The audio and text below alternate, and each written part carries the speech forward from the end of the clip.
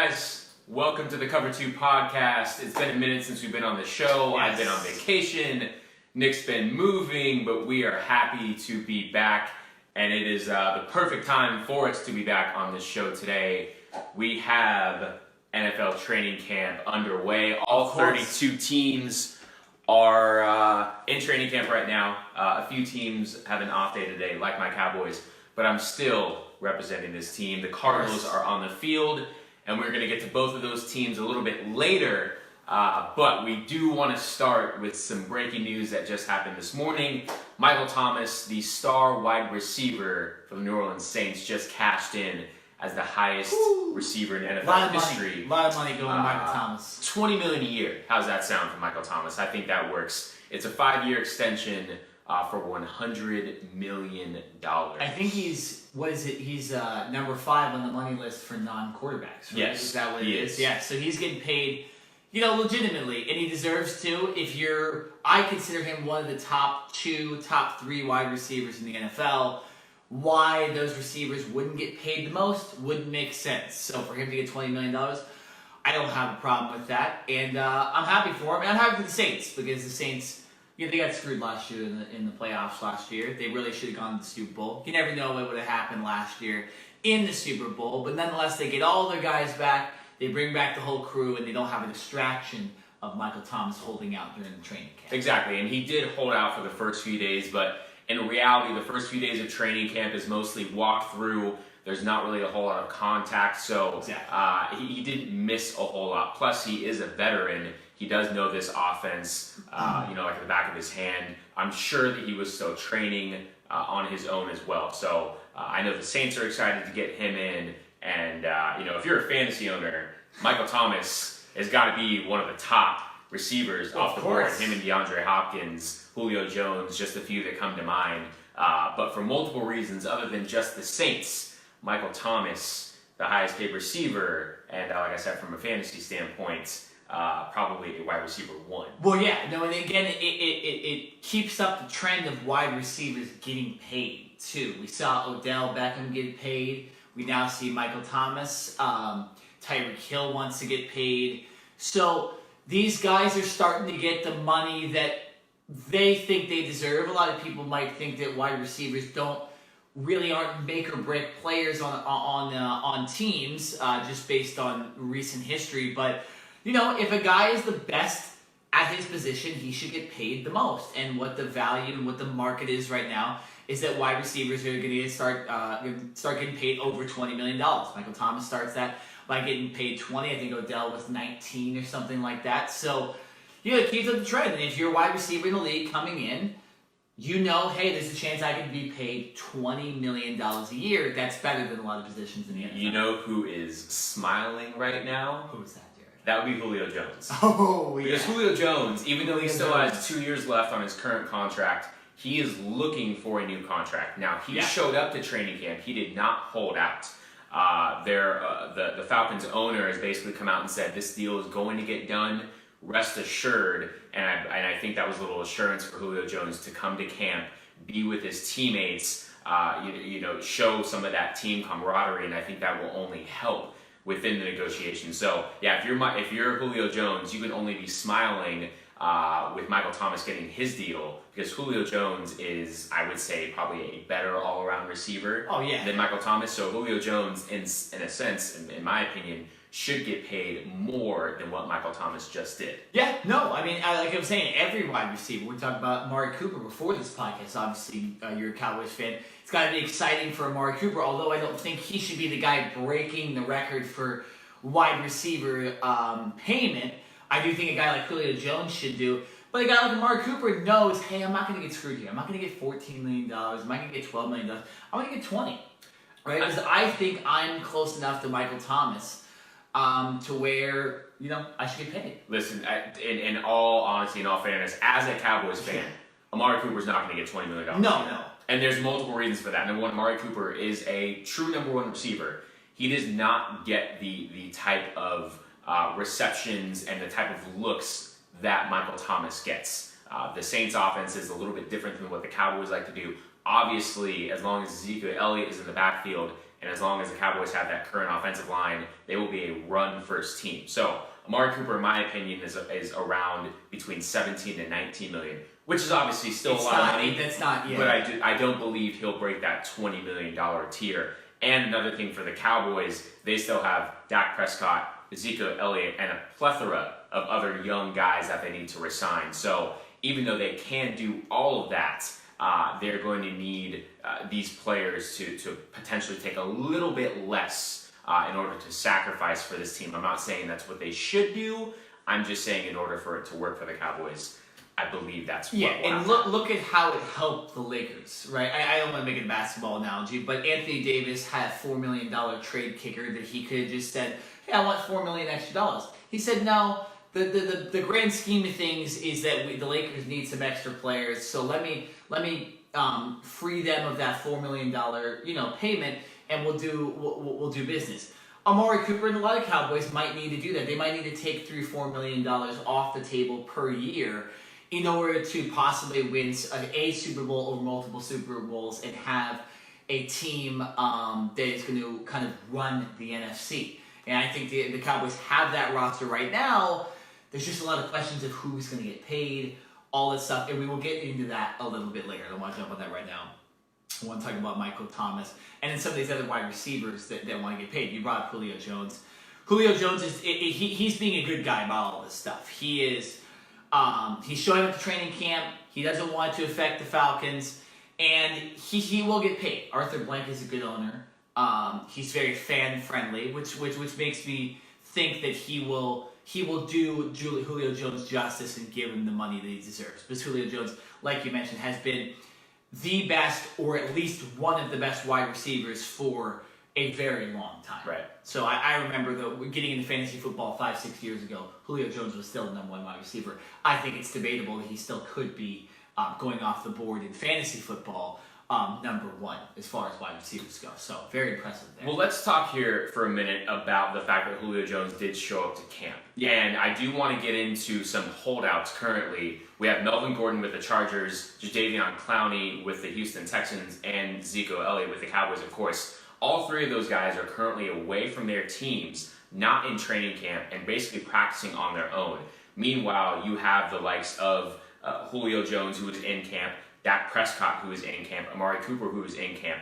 In your opinion, do you think it matters whether a guy shows up to camp or stays away from the team when he's looking for a new contract? Do you think if a player comes to camp that helps with those terms, or do you think it's really not a big deal? No, I think it definitely affects the team, especially if you're one of the best players and you're supposed to be a locker room leader. I think a guy like Jadeveon Clowney has earned the right to be, one of the captains on that team, one of the true leaders. Obviously, they had the J.J. Watts, they had the Deshaun Watsons, but Jadeveon Clowney's been there for enough years to where you consider him, especially in NFL years, the way players don't play that long, he's definitely one of the guys. So to not have Jadeveon Clowney there is a huge deal. And just, how freaking good he is, too.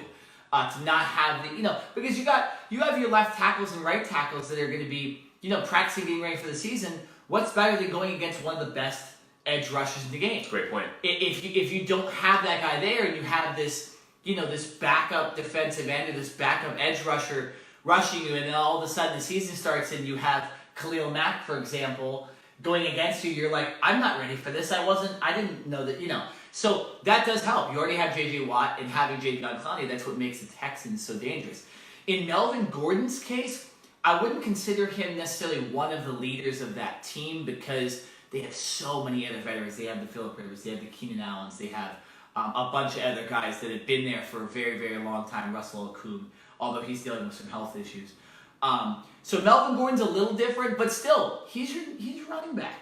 You want your running back there, and same goes for Ezekiel Elliott. I think these guys need to be in camp. You need to be forming those relationships. I know a lot of these teams are very similar. Texans didn't make much moves. Chargers didn't make much moves, and neither did the Cowboys. So these teams, they kind of know each other.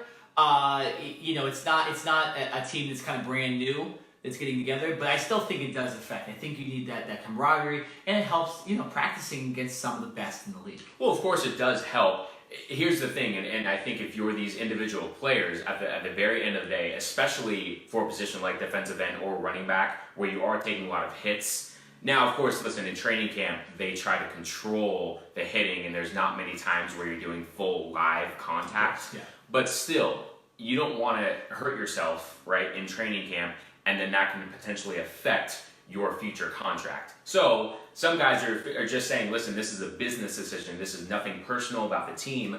I'm just going to stay away, train on my own. For instance, Ezekiel Elliott right now is in Cabo training, which is just a short flight from Southern California. But he is currently there training, saying, listen, I don't want to injure myself in practice. I want to keep myself in the best shape possible. And he and his camp feel that that is the best way for him to resolve this contract issue. Now, the next question I have is, all of these players are still currently under contract. Yeah. So they're, in a sense, violating their contracts with their current teams, right? So Ezekiel Elliott has a year left on his contract. Plus, because he was a first-round pick, the Cowboys can use their fifth-year option on him, right? So, in a sense, the Cowboys don't actually have to give Ezekiel Elliott a new contract, right? He can be as upset as he wants, but technically, he's still under contract. Same thing with Jadeveon Clowney. He was a first-round draft pick as well. So, in a sense, the Houston Texans still have 2 years left with him under their rights. So, do you think that makes a little bit of a difference when a team is saying, hey, we want to give you a new contract, but you are actually still under our rights for at least another 2 years? Or because are these guys so great that it's like, listen, we need to lock them up now before the money and these contracts start getting bigger and bigger every year? Well, there's so much that goes into it too, because you look at what happened with Le'Veon Bell last season. I think any of the running backs that are their top tier running backs in the NFL go, hey man, like, we'll still get paid if we take this year off. And running backs, careers in the NFL are short, or some of the shortest of any players. So them taking a year off technically will help them in some ways. Like, almost, I think it's almost going to become a trend if they're not getting paid. It's like, hey, we'll take a year off. That's one less year of taking headshots for every single play. So you think this Le'Veon Bell situation that happened last year could be a little more common? I think it might be common, especially if guys like Jerry Jones come out and say, hey, we don't need a running back to win a Super Bowl. I think Ezekiel is, oh, you don't? Okay, well then I'll take my year off and I'll get paid somewhere else. And it's whatever. Hopefully you guys win the Super Bowl, or hopefully not. But yeah, and then in Jadeveon Clowney's case, it's a little bit different because we've seen holdouts. We saw Julio Mack hold out a little bit. We've seen defensive ends and edge rushers hold out in the past. But I think because he has 2 years of control, I think he will eventually show up.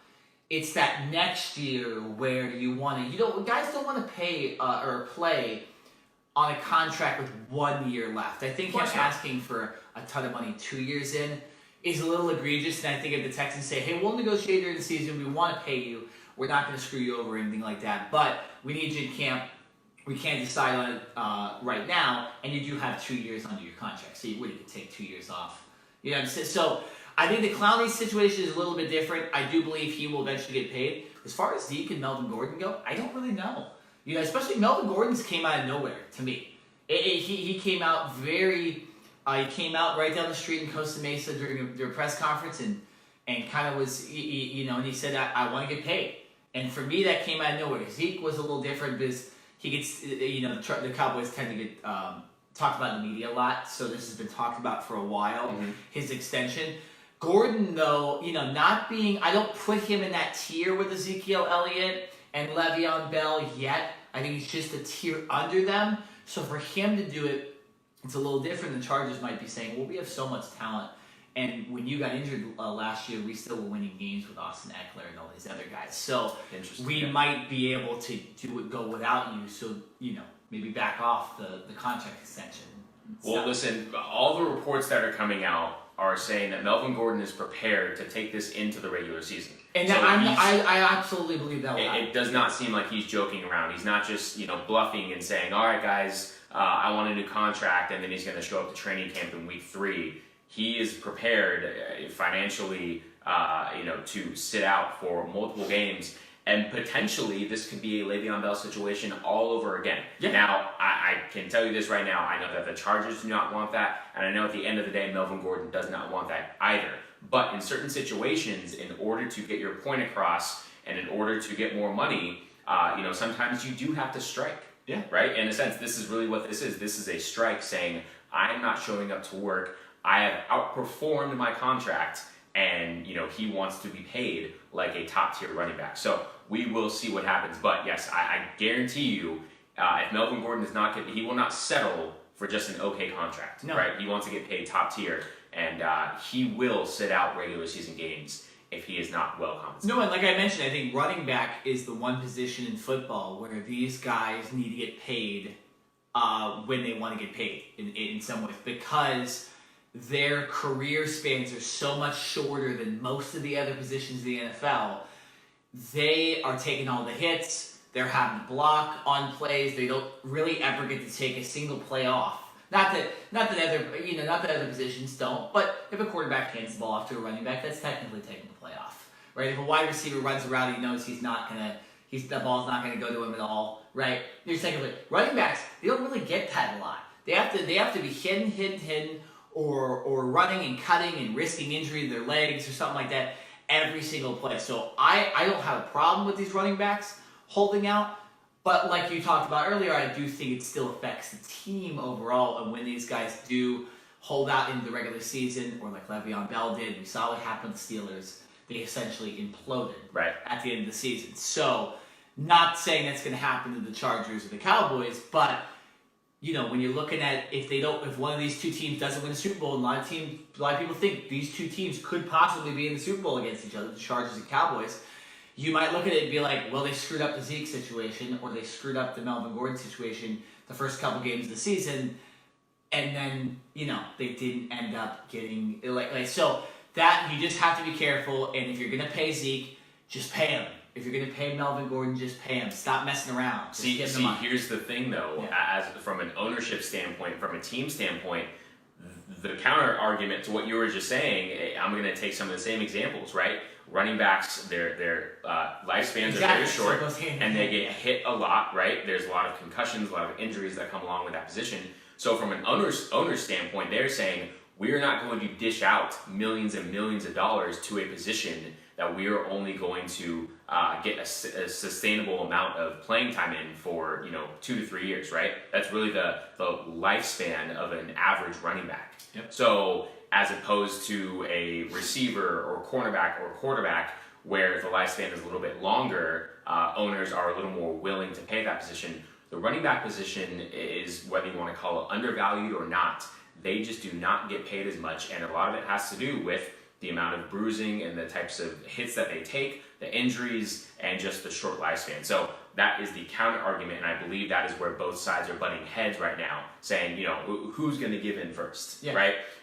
Do the Chargers need Melvin Gordon more, or does Melvin Gordon need the Chargers more? Well, yeah, and both these rosters that we're talking about, specifically with the Cowboys and the Chargers, they're stacked. Like, they have a lot of other players that they have to pay. The Cowboys, oh my goodness, they have to pay so many guys. Right. So, they have to throw in $14-15 million for Ezekiel Elliott. That's a lot when you have to probably pay Dak Prescott $30, and you have to pay Amari Cooper around, in the high teens. That's a lot of money, including Byron Jones, that you were talking about too, and Jalen Smith, who I think is the best linebacker in all of football. So it's like, there's a lot that goes into that. Chargers, similar situation. They have an aging quarterback that you probably won't have to pay in the next couple of years, so that's a different situation. But it's still a grind, and they'll battle. But I think with running backs, I think looking at Le'Veon Bell and looking what contract he got from the New York Jets, I think they'll go, we'll take as many games as we possibly can. If we don't get paid, we just don't get paid. We will not. We'll eventually get traded or whatever. It's just how it is. And so it is that kind of gridlock you were talking about. Exactly. Tough situation. But I think going back to the Clowney situation really quick before we move topics, again, his is different. I think the Texans need him in some cases, and we've seen how valuable edge rushers have become the last couple of years. Khalil Mack essentially being one of the reasons the Bears were a playoff team last year. Jadeveon Clowney is in that tier of unbelievable edge rushers. We remember that huge hit he had at South Carolina. So I think the Texans, they need Jadeveon Clowney. J.J. Watt's old. The rest of that line. J.J. Watt can still ball, man. He can still ball, but he's not in his prime anymore. No, he's not. But he can still ball. No, he can still ball. But I think they need him. Whereas the Cowboys and Chargers, there's an argument that without Zeke and Melvin Gordon, they still can get very, very far in the playoffs. For at least 1 year. Yes. For 1 year. Yes. But so I know we want to transition. Do we want to go with our teams? Do we want to talk about our teams right now, or do we want to talk about maybe a... I mean, of course, I can talk about the Cowboys all day long. I mean, what kind of question is that? But I know we discussed possibly talking about Tyreek Hill and that whole situation before. Right. Do we want to jump into Right. that? He's another guy that's not holding out, but he wants a new contract. A little different circumstances with Tyreek Hill, though, based on his past and based on some of the stuff he has said. So let's jump into that really quickly. I've been following this Tyreek Hill situation pretty closely. Unfortunately, I've been moving the last week, so I haven't had a lot of Wi-Fi. I haven't had TV for a week, so it's been a little difficult to follow all of these NFL situations super closely. I do research before today's show just to figure out what the hell was going on. But the Tyreek Hill situation was a little different because it's been kind of covered in mainstream news. Obviously, if you don't know, there was an audio tape that came out of him having discussions with his wife or girlfriend, I don't know exactly who it is, about abuse of his son. And he then came out with a press conference a couple days ago admitting to punching his son in the past.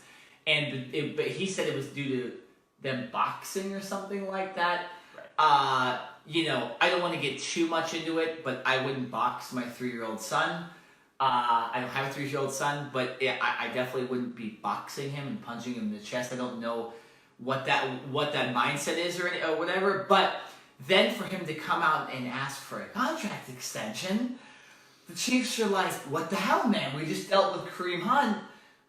What are you doing with this?" So, what are your thoughts on this? Because I've been following this really closely. What is in Tyreek Hill's head right now? What is going to happen with Tyreek Hill and the Chiefs? There are a lot of dynamics going on, right? And when you have a domestic violence case or a case that involves a child, this isn't about football anymore, right? Tyreek Hill is trying to move past that, and unfortunately, because this is still so fresh, that cloud is hanging over his head. And the fact that the Chiefs basically allowed him to go out into that first press conference and get peppered with all of those questions, I think was a little unprofessional on the Chiefs' part. I felt like they should have been able to control that situation a little bit better. Listen, for Tyreek Hill, I think he wants to be as open and honest as possible about this, because I think that's the only way that he can get back in the good graces of people's minds. Right now, when everyone thinks of Tyreek Hill, or when anyone looks at Tyreek Hill, whether he's on the football field or not, you're looking at him as an abuser, right? Yeah. Or a potential abuser. Even though the NFL did not suspend him or did not punish him, nor did the police. This is his second incident with this. He also had a previous incident with his girlfriend back in college. So multiple instances of these types of situations. And yet Tyreek Hill is out here looking for a contract extension. Now, purely based on football, yes, Tyreek Hill does and deserves a contract extension. But when you want to bring up all these other outside issues, I don't believe that Tyreek Hill deserves the extension that he thinks he should get. Yeah. Just very bottom line. I think he needs to prove not only to himself, but to the team and the organization that he can keep his nose clean for more than one season, right? He can do that on a consistent basis, and then I think he can come out with his agent and talk about a contract extension. But literally, the first training camp, right after you find out that you're not getting suspended, you come back, and the first week you're asking for a contract extension. I don't think that's the right time. No, and I get, Drew Rosenhaus was at practice. I believe that's his agent. Yes. And he was, obviously agents got to do what they got to do. They got to make their money, right? That's their job. But you're putting them in a difficult position too, because they're having to say, yeah, we get it. The guy slowly has somewhat improved in his private life. He had an incident with his girlfriend, like you mentioned. Now comes out with his son. He's apologizing, but he kind of sounds like an idiot while he's doing it, right? And he's not making much sense, and he's admitting stuff that you probably shouldn't admit into an NFL press conference, right? And you want to ask for all this money when guys like Michael Thomas, who has done nothing in his private life, just got $20 million to ask for similar amounts of money with, I'll be honest, less showing of stat. Tyreek Hill's amazing, right? But just looking at his stats, he's only had 2 years of legitimate production and not that many touchdowns as well. So I think he's asking for an extension a little bit early too in his years. His first year, he didn't really do much as far as being a superstar player.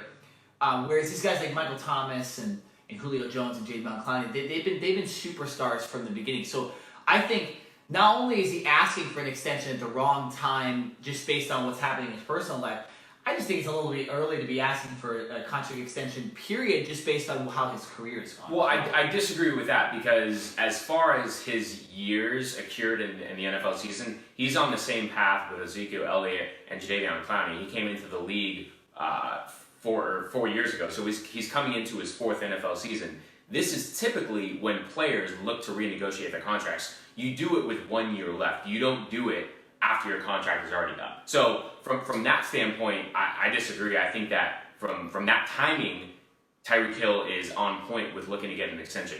But the fact that these other instances off the field have come up, that is where, if you're an NFL team, I don't believe the Chiefs are comfortable with paying a guy what he thinks he should be paid, especially after looking at what Michael Thomas just got, right? Yeah. And I think you can also relate this back to Ezekiel Elliott with the Cowboys. Ezekiel Elliott has had a few off-field issues as well. So even though he wants his mega superstar contract, you also have to prove off the field or off the court or whatever sport you play that you can be trusted and you can be a consistently good citizen off the field. And if you can't do that, then you're on the play, you're playing on the field, doesn't really account for much. And at the end of the day, you're not going to get paid what your value really is. Well, no, yeah, and I'm looking at the top paid wide receivers right now. This list doesn't have Michael Thomas, but I can put him at the top right now.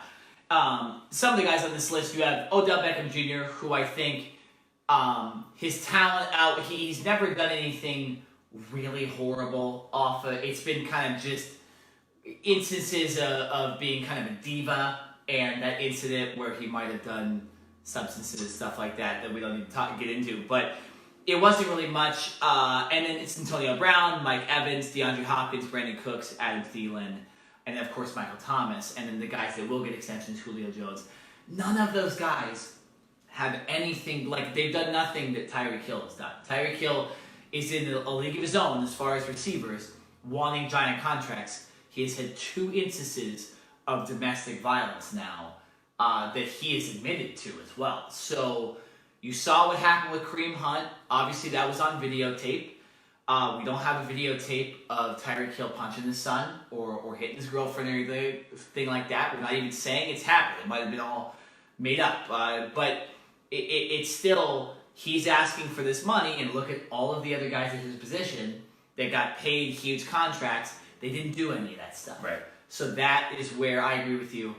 That is where you really have to look at this whole thing, and you have to go, what is Tyreek Hill thinking? Maybe back off until at least the middle of the season or something like that, when you're balling out again, and you go, hey guys, forget about what happened in the off season. I'm still producing. This isn't, so stuff like that. But it's a difficult situation. Right. It's hard for even us to talk about, because you don't really even want to root for the guy in some ways. Like I was talking about, we have fantasy drafts coming up, stuff like that. I don't really want to draft Tyreek Hill, because I don't want to have to cheer for a guy that I know hits his son, right? So in whatever way he wants to portray him hitting his son, whether it's boxing or whatever like that, I still don't want to cheer for a guy like that. And so, it's right. Difficult situation. Does Tyreek Hill get a contract extension this year? No. Yes or no? No? I do not think so. No, I think In some cases, if this situation gets a little bit worse, which I don't think it will, I could see him getting traded or released besides getting a contract extension. Really? So you think that's more of a possibility? I do, because if other stuff comes out, the Chiefs are going to get sick of it, like Kareem Hunt, and they're just going to be like, we're done. You know, the talent does not outweigh these situations. Will never outweigh. With domestic violence especially. Will never outweigh. Yeah, and the Chiefs have had some very difficult domestic violence situations. Kareem Hunt, you had Javon Belcher a couple years ago who ended up killing himself in the parking lot. Right. So it just, they specifically, even as an organization themselves, have had to deal with some of the worst cases of this stuff. So I think they'll have a no tolerance policy.